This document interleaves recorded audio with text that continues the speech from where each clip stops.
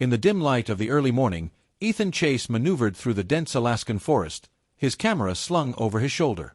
The stillness of the dawn was palpable, broken only by the occasional call of a distant loon or the rustle of leaves in the gentle breeze. Ethan, a seasoned wildlife photographer, was on the trail of a rare lynx sighting reported in the area. As he moved quietly through the underbrush, a strange metallic glint caught his eye. Curiosity piqued.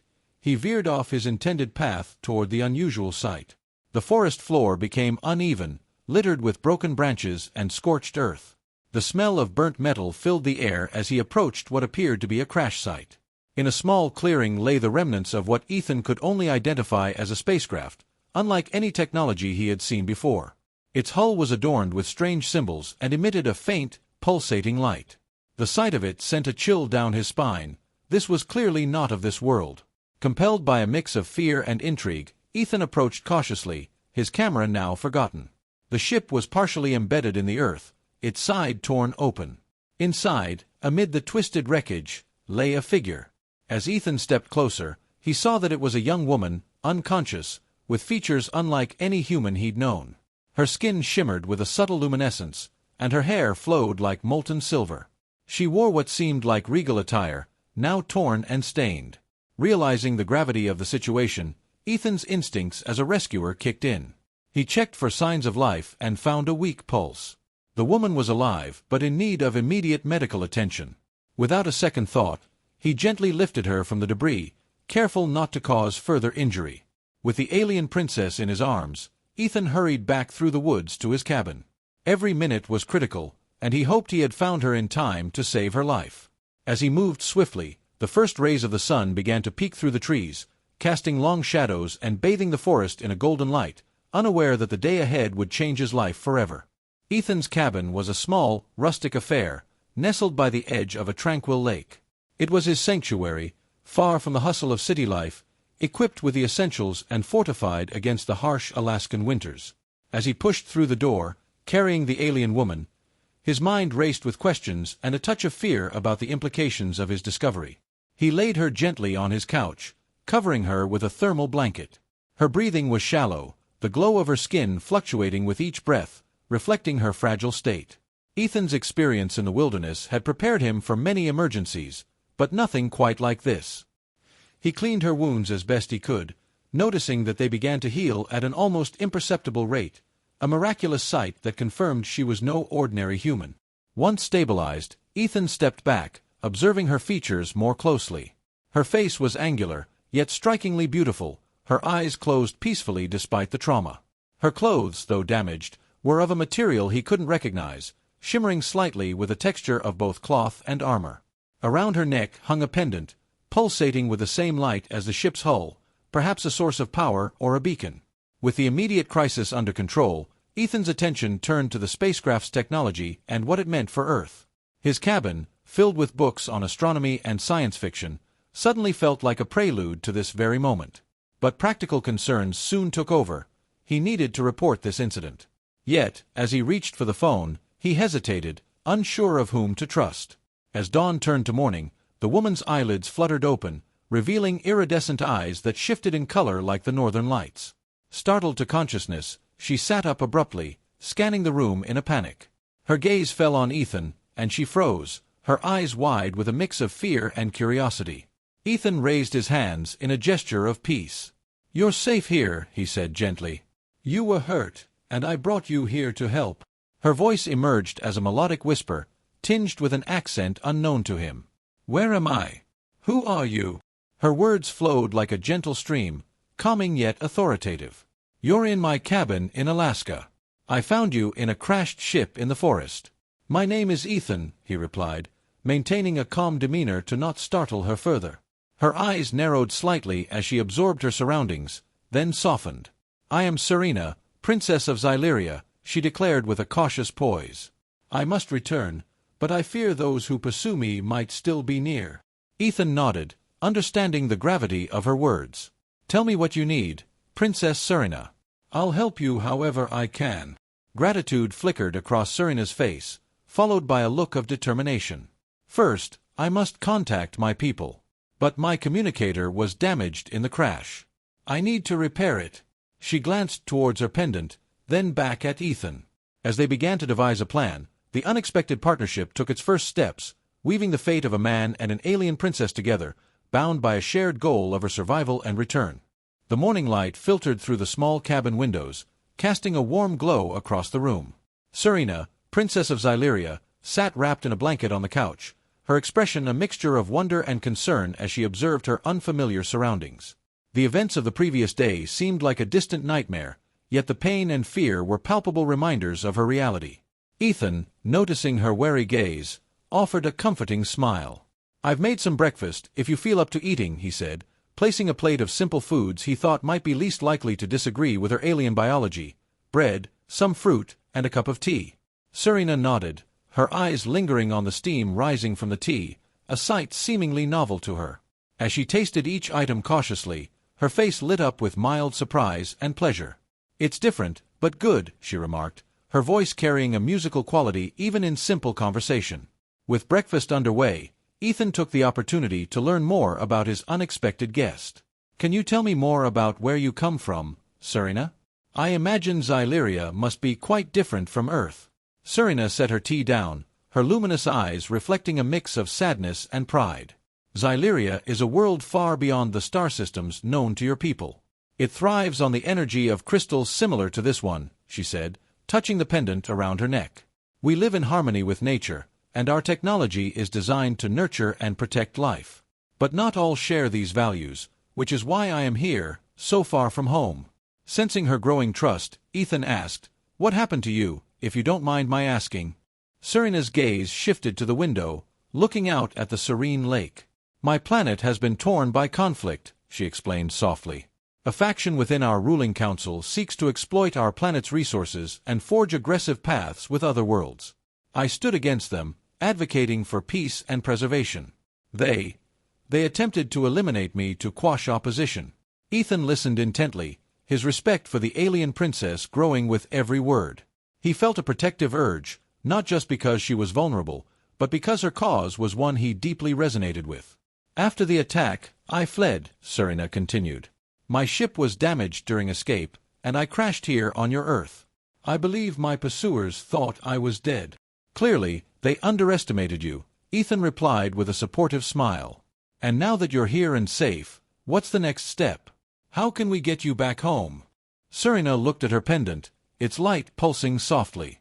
"The device I need to repair is complex. Your Earth materials may not suffice, but I must try. My people need to know I am alive. They need to know there is still hope." Determined to help, Ethan offered his assistance. "I have some tools here, and I can get whatever else you need. Just tell me what to do." The rest of the day was spent in Ethan's makeshift workshop, with Serena guiding him on how to delicately handle the alien technology. Despite the gravity of their task, a bond formed between them, built on shared moments of frustration, triumph, and the occasional laughter over earthly tools that were comically inadequate by galactic standards. As night fell and they continued working by lamplight, Ethan realized that Serena was not just an alien princess in need of rescue, but a beacon of resilience and hope. Her plight to return and reclaim her position was not just her battle, it was becoming his as well.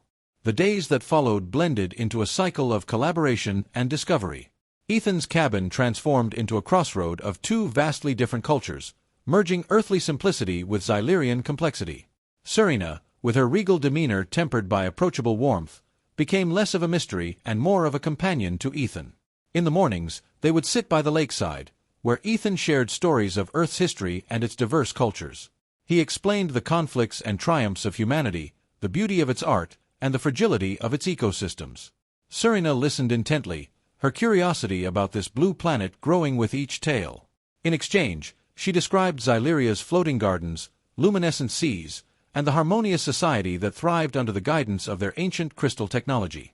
As they worked together to repair her communication device, Serena taught Ethan about her world's advanced technology. She explained the principles of crystal energy, a sustainable power source that was both life-sustaining and integral to their way of life. Ethan, with his background in environmental science, was fascinated. He saw potential lessons for Earth, struggling with its own environmental challenges. Their technical sessions were filled with intricate work on the communicator, using both Xylerian crystals and makeshift Earth materials. Ethan's garage became a makeshift lab, filled with tools and devices cobbled together under Serena's guidance. The more they worked, the more Ethan marveled at Serena's knowledge and her ability to adapt her high-tech needs to his low-tech solutions. During one particularly challenging repair session, Serena halted, her expression pensive. "You know, Ethan," she began, "back on Xyleria, I rarely had the opportunity to engage in the actual hands-on repair of technology.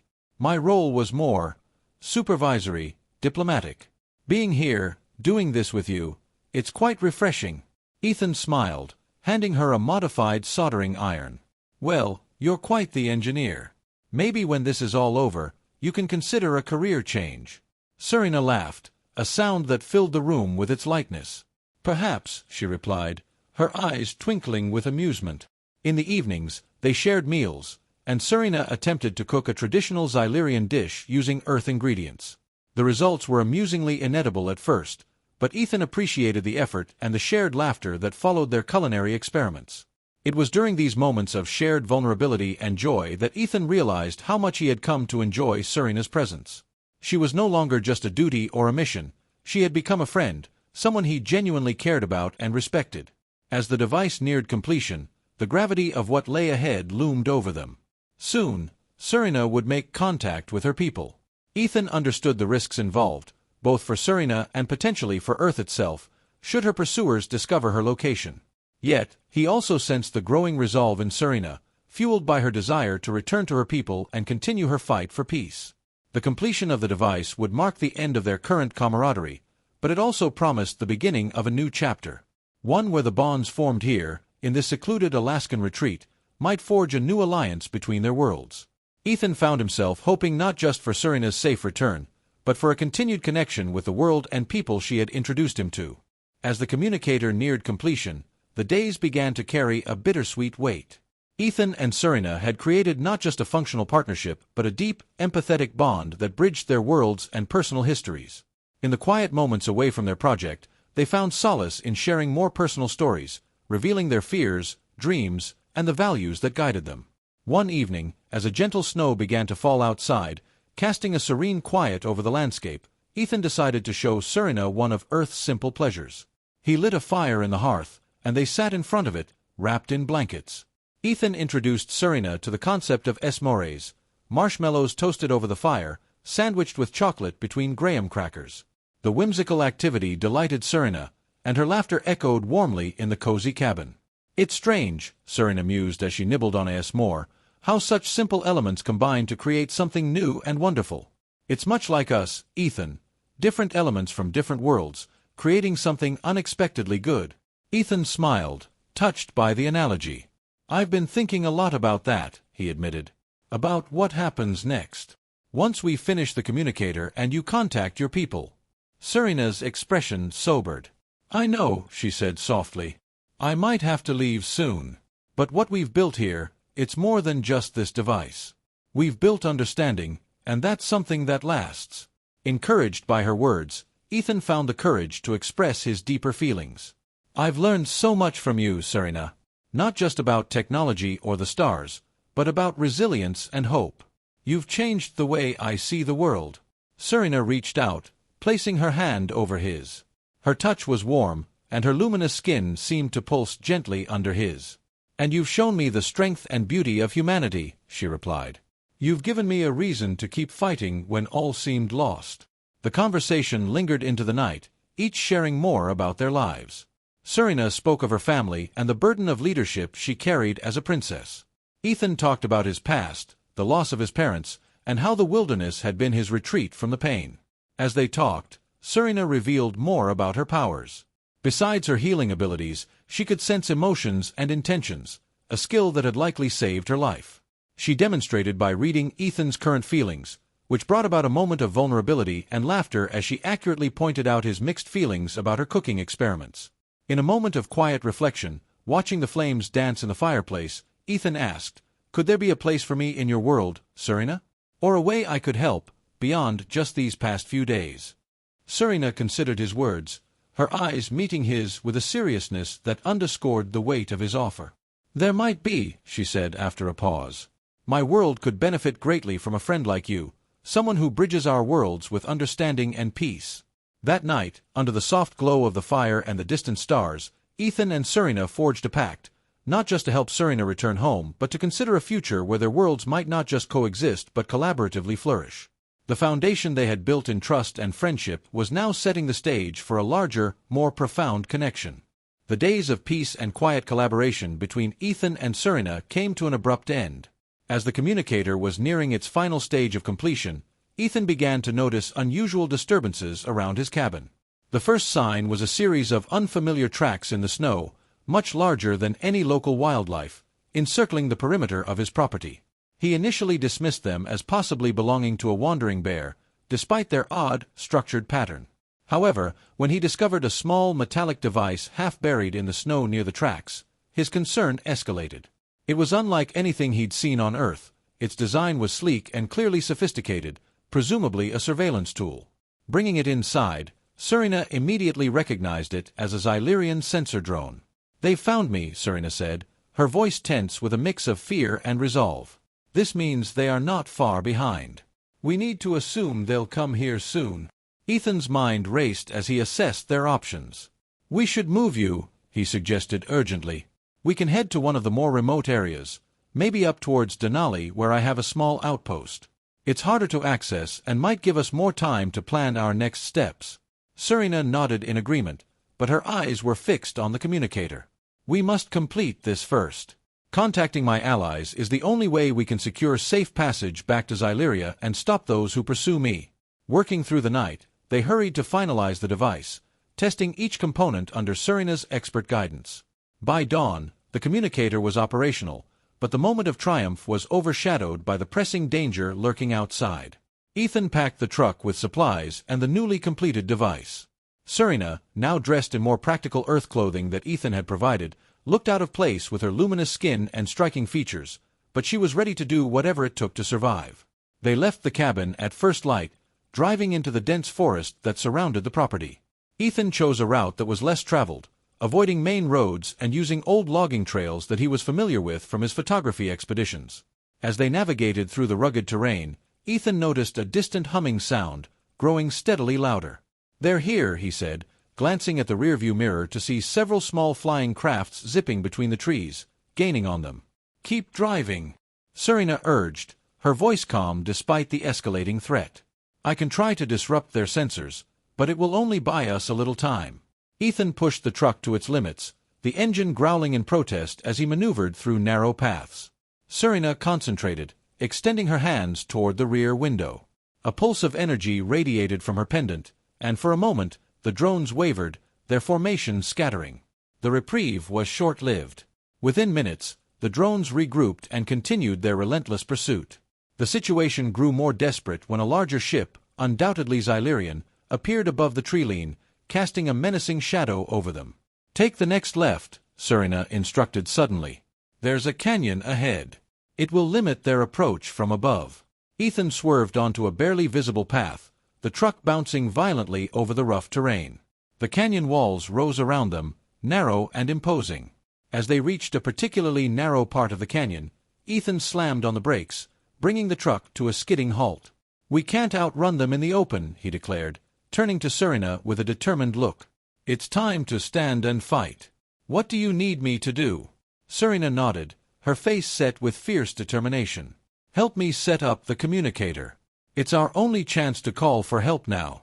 Together, they prepared for a confrontation, hoping that their call for help would be answered in time to thwart their pursuers and protect the bond they had formed, a bond that was about to be tested under fire. With the canyon walls rising starkly against the early morning sky, Ethan and Serena quickly set up the communicator, a beacon of hope amidst the escalating danger.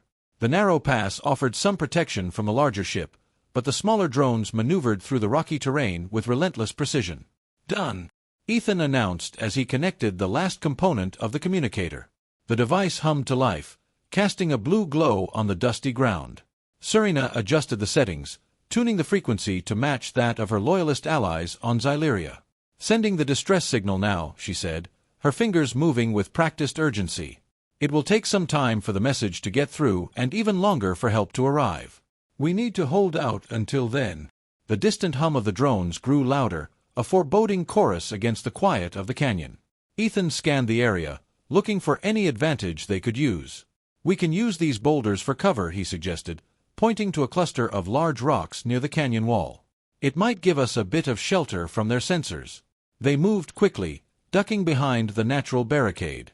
Serena pulled from her bag a small metallic disc, a portable shield generator she had salvaged from her ship. She activated it, and a faint shimmering field enveloped them, distorting the light and masking their heat signatures. As the drones approached, their sensors disrupted by the shield, Ethan peered cautiously over the rock. The drones, small but agile, darted back and forth, scanning the area. One hovered closer, its sensors panning over the boulders. Holding his breath, Ethan waited until the drone was directly overhead.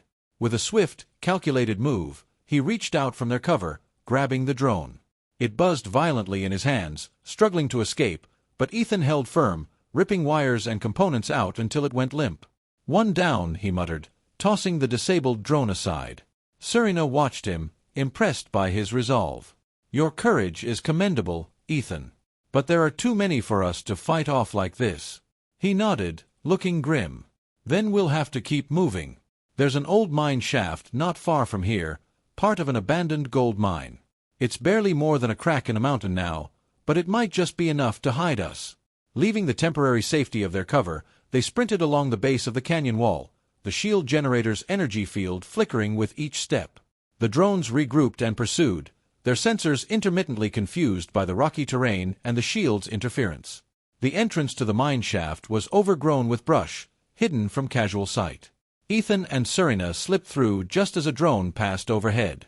Inside, the air was cool and damp, the narrow passage enveloping them in darkness. Using a flashlight, Ethan led the way, the beam cutting through the thick shadows. The mine shaft twisted and turned, the walls pressing close. After several hundred yards, they found a small cavern, an expansion in the tunnel where old mining equipment lay rusted and forgotten. Here, they paused, catching their breath in the relative safety of the Earth's embrace. Serena reactivated the communicator, checking for any sign of a response to their distress call. "Signal's still out, but it's weak," she said, adjusting the settings again. "We're shielded by the mountain, which is good for hiding but bad for communication." Ethan sat beside her, his back against the cool stone. "We'll wait here for as long as we can. Either help comes, or they find us." Serena looked at him, her expression one of fierce determination mixed with gratitude. "No matter what happens, Ethan, I want you to know that meeting you has given me a new perspective on what it means to fight. Not just for survival, but for what's right." Ethan met her gaze, his own resolve hardened by her words. "We're in this together, Serena. Whatever comes, we face it together." In the silence of the mine, with only the sound of their own breaths and the distant, muffled searching of drones, Ethan and Serena prepared for what might come next, their bond alight in the darkness. Huddled in the shadowy depths of the old mine shaft, Ethan and Serena waited anxiously for any sign of a response to their distress call. Hours seemed to stretch into eternity in the cramped, damp confines of the cavern. The air was thick with the smell of earth and metal, a constant reminder of their precarious refuge.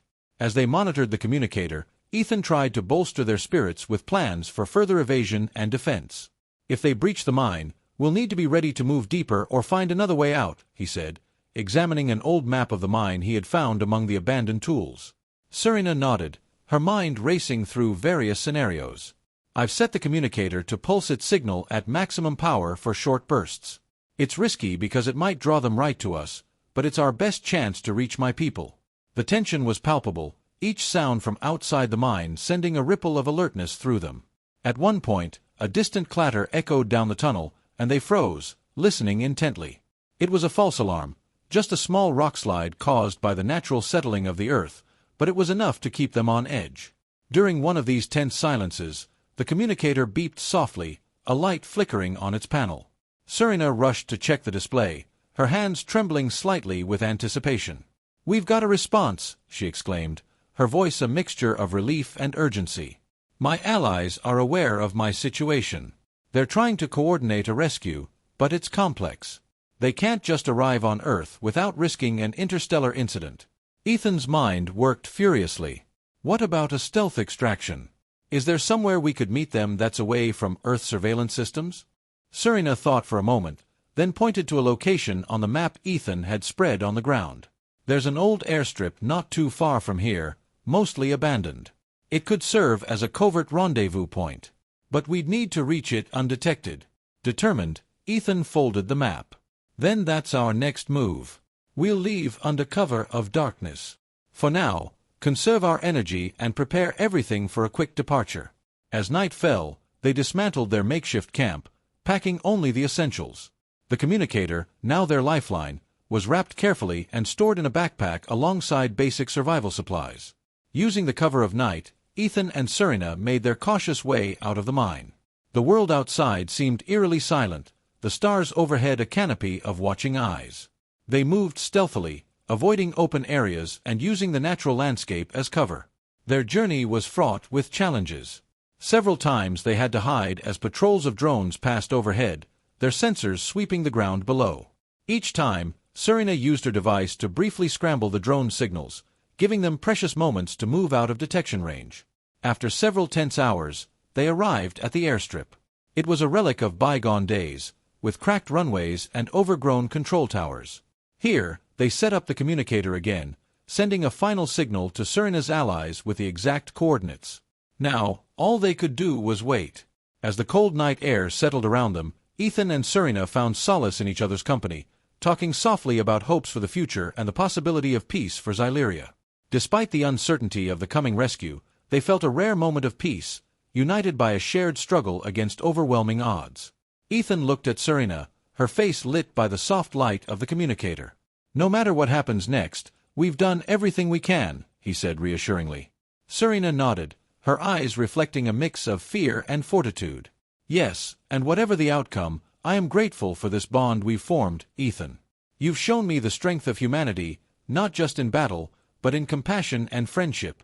As they prepared for the possibility of a confrontation or a stealthy escape, their bond, formed in the crucible of shared adversity, held strong, a beacon of hope in the darkest of times.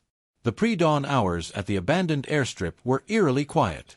The occasional rustle of wind through overgrown grass was the only sound that accompanied the mechanical hum of the communicator as it pulsed softly, signaling their location to Serena's allies.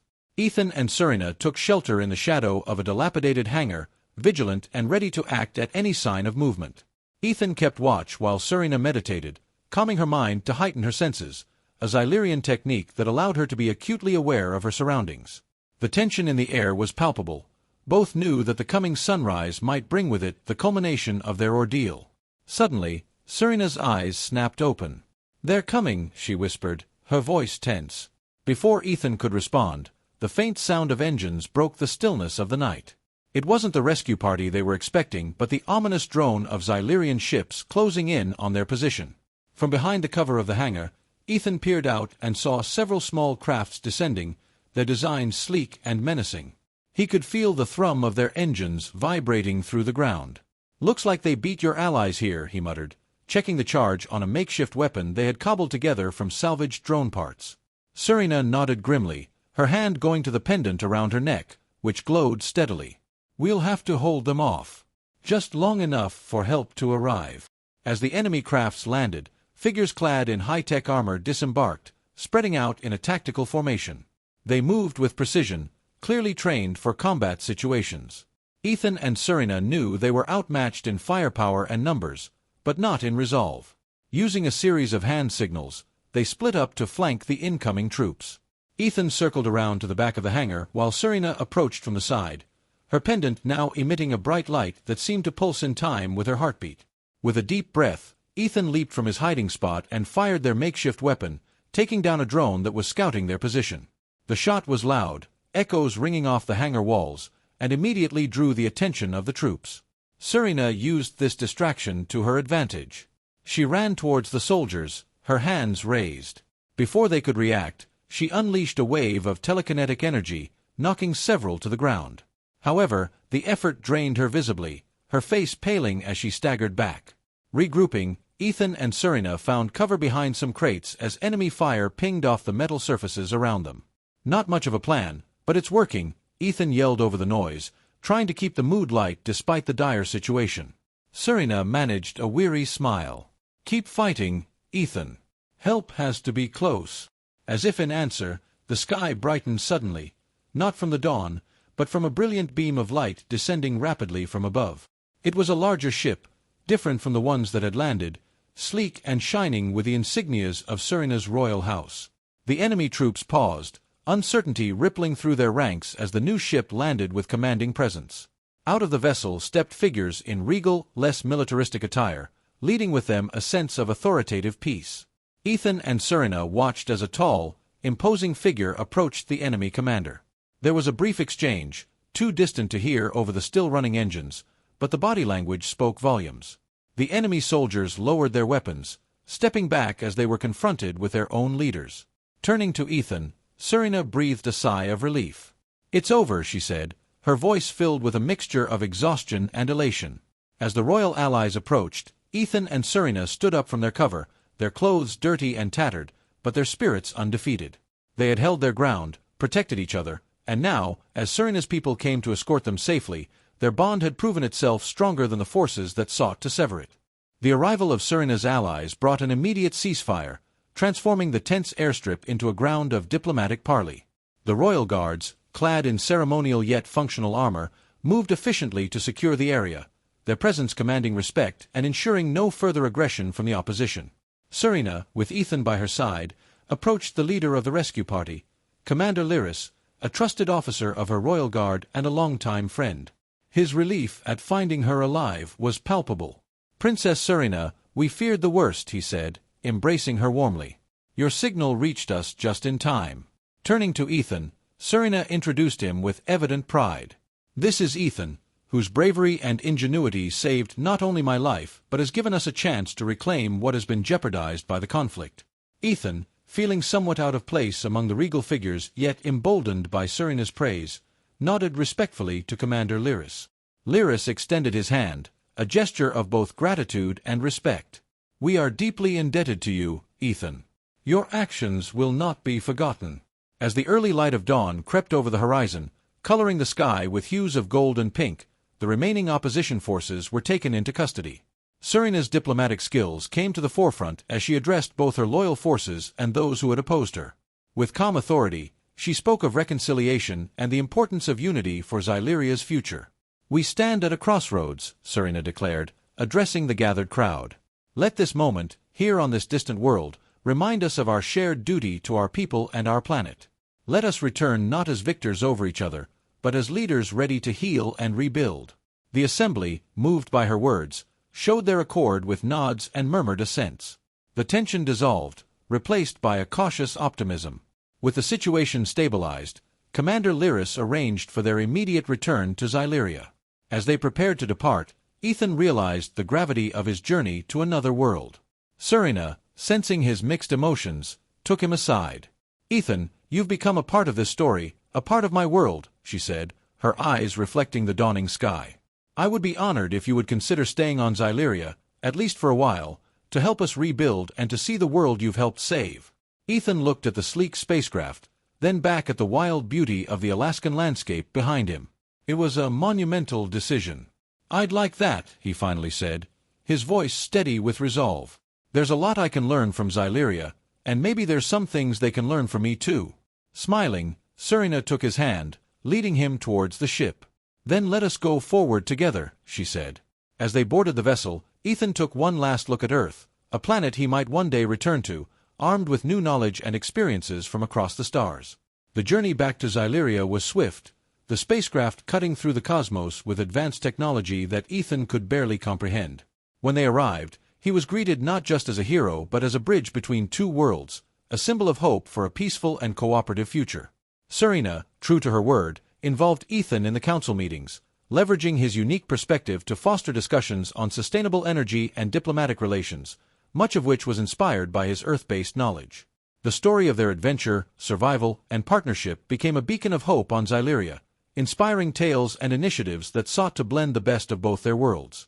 As Serina took her place as a leader committed to peace and Ethan embraced his new role as an ambassador of Earth, they looked forward to a future filled with possibility, understanding, and the promise of new horizons together.